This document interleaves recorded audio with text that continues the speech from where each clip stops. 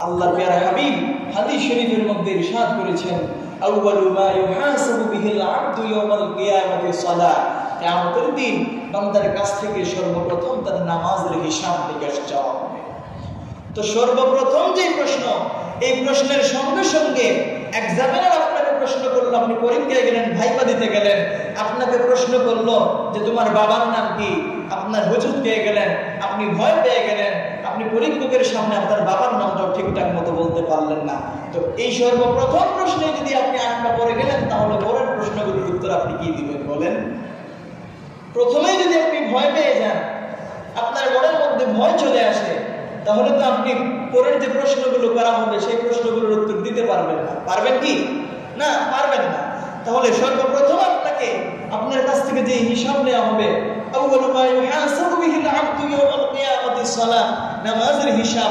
এই নামাজের হিসাবটা যদি আপনি ঠিকঠাক মতো দিতে পারেন না, তাহলে আপনি আপনার যৌবনের হিসাবটা কিভাবে দেবেন? আপনাকে যখন প্রশ্ন করা হবে, তোমাকে আমি যৌবন দিয়েছিলাম, সেই যৌবনটা তুমি কোন কাজে ব্যয় করেছো, তখন কি বলবে? আল্লাহ রাব্বুল আলামিন যখন আপনাকে প্রশ্ন করবেন, তোমাকে আমি সম্পদ দিয়েছিলাম, সম্পদের মালিক আমি বানিয়েছিলাম, সম্পদগুলা কোন খাতে তুমি ব্যয় করেছো?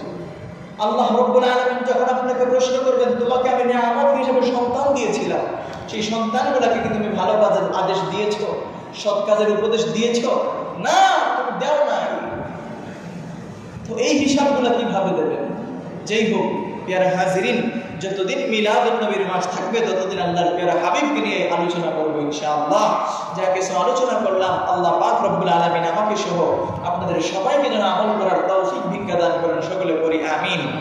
আর আরেকটা বিষয় না বললেই নয়, যে আমরা অনেক সময় দেখা যায় খুতবা চলাকালীন সময়ে আমাদের মুসল্লিরা হয়তো কোনো কাজে বা কোনো সমস্যার কারণে হয়তো লেট হয়, দেরি হয়, এই জন্য খুতবা চলাকালীন সময়ে দেখা যায় অনেক সময় আসেন।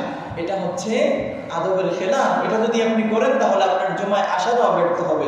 কারণ খুতবা শোনা হচ্ছে কি ওয়াজিব, আর ওয়াজিব তরক করলে কত বড় গুনাহগার হবেন সেটা একটু ভালো করে নিজেই জেনে নিয়ে। ওয়াজিব এবং ফরজ এগুলো তরক করা যাবে না। খুতবা শোনাটা কিন্তু সুন্নাত নয়, খুতবা শোনাটা মুস্তাহাব নয়, খুতবা শোনাটা নফলও নয়। আবার অনেক ভাইয়েরা দেখেছি, আমি ফলো করে দেখেছি, যে খুতবা যখন দেই তখন আপনারা কাবলার জুমার নামাজ পড়েন। কাবলার জুমার নামাজ হচ্ছে সুন্নতে মুআক্কাদা, আর খুতবা শোনা হচ্ছে ওয়াজিব। আচ্ছা বলেন তো, সুন্নতে মুআক্কাদা বড় না ওয়াজিব বড়? ওয়াজিব বড়, অবশ্যই ওয়াজিব বড়। সুতরাং আমরা যখন খুতবা করব তখন আপনার উচিত হচ্ছে, আমার কিছু যুবক ভাইয়েরা পিছনে তারা বসে গল্প গুজব করেন, আল্লাহ পাক রব্বুল আলামিন তাদেরকে সঠিক বুঝ যেন দান করেন। কারণ এই যে 2 রাকাত নামাজ, আমরা জোহরের নামাজ কয় রাকাত, ফরজ 4 রাকাত, আর আমরা জুমার নামাজ পড়ি ফরজ মাত্র 2 রাকাত, আর 2 রাকাত গেল পড়ে, আর 2 রাকাত হচ্ছে 2 রাকাত নামাজের বিনিময়ে হচ্ছে এই খুতবা। সুতরাং নামাজের মধ্যে যে কাজগুলো নিষেধ, নামাজের মধ্যে আপনি কারোর সাথে কথা বলতে পারবেন না, নামাজের মধ্যে কাউকে আপনি ইশারা করতে পারবেন না, নামাজে যখন আপনি বসবেন তখন অন্য কোনো চিন্তা চেতনা আপনি মনের মধ্যে আনতে পারবেন না। ঠিক তদ্রূপ যখন ইমাম সাহেব খুতবা দেবেন তখন আপনার উচিত ঠিক নামাজে যেইভাবে আপনি মনোযোগী হয়ে নামাজ পড়েন, ঠিক সেই একইভাবে আপনাকে মনোযোগী হয়ে খুতবাটাকে শ্রবণ করতে হবে। কাবলাল জুমার নামাজ আপনার মিস হয়েছে, অসুবিধা নাই, আপনি জুমার নামাজটা কমপ্লিট করেন, ফরজের পরে আপনি কাবলাল জুমার 4 রাকাত পড়ে তারপর বাদাল জুমা আর 4 রাকাত নামাজ পড়ে নামাজটা সম্পন্ন করে চলে যায়, কোনো অসুবিধা নেই। তবে খুতবার সময় কাবলাল জুমার নামাজ পড়া যাবে না, এটা নিষেধ। খুতবার সময় কাউকে সালামও দেওয়া যাবে না, খুতবার সময় ডান পাশে হাঁটানো যাবে না, কোনো কিছুই করা যাবে না। নামাজে যেই কাজগুলো নিষেধ, খুতবাতেও সেই কাজগুলো নিষেধ। আল্লাহ সুবহানাহু ওয়া তাআলা যেন আমাদের প্রত্যেকটা ভাইকে কবুল করেন, মঞ্জুর করেন। আর বিশেষ করে আযান হওয়ার সাথে সাথে আপনার যত কাজকর্ম আছে, যত ব্যস্ততা আছে, সবগুলোকে আপনি দূরে ফেলে দিয়ে আপনি জুমায় চলে আসবেন। কারণ সপ্তাহে একটা দিন হচ্ছে মুসলমানদের জন্য ঈদের দিন, আর এই উৎসবটা, এই আনন্দটা, এই সওয়াবটা আপনি মিস করবেন না। কারণ কিতাবের মধ্যে এসেছে, জুমার দিনে যে ব্যক্তি প্রথম আল্লাহর মসজিদে আসলো, সেই ব্যক্তির নামায়ে আমলের মধ্যে একটা উট কুরবানির সওয়াব দেওয়া হবে। জুড়ে বলি সুবহানাল্লাহ। কোন কিতাবে পাওয়া যায় একটা উট সাদকা করার সওয়াব পাওয়া যাবে। জুড়ে বলি সুবহানাল্লাহ। একেবারে সর্বশেষে যিনি আসবেন তিনি একটা ডিম সাদকা করার সওয়াব পাবেন, একটা ডিম সাদকা করার সওয়াব পাবেন। অতএব আমাদের উচিত আযানের সঙ্গে সঙ্গে আমরা জুমার জন্য প্রস্তুতি নিয়ে আমরা চলে আসব। খুতবা চলাকালীন সময় আমরা আসব না, খুতবা আরম্ভ হওয়ার পূর্বেই আমরা মসজিদে চলে আসব।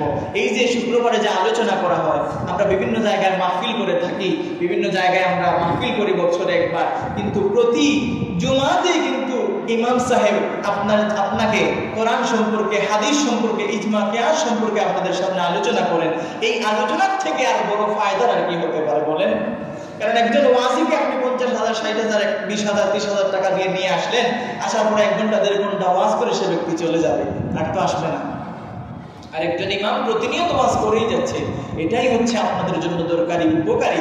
আল্লাহ সুবহানাহু ওয়া তাআলা যেন আমাদের কবুল করেন, মঞ্জুর করেন, সকলে পড়ি আমিন। ওয়া আখিরু দাওয়ানা আলহামদুলিল্লাহি রাব্বিল আলামিন। আল্লাহুম্মা আমিন। اللهم ربنا ظلمنا أنفسنا وإن لم تغفر لنا وترحمنا لنكونن من الخاسرين رب ارحمهما كما ربياني صغيرا وسلام على المرسلين والحمد لله رب العالمين. السلام عليكم ورحمة الله.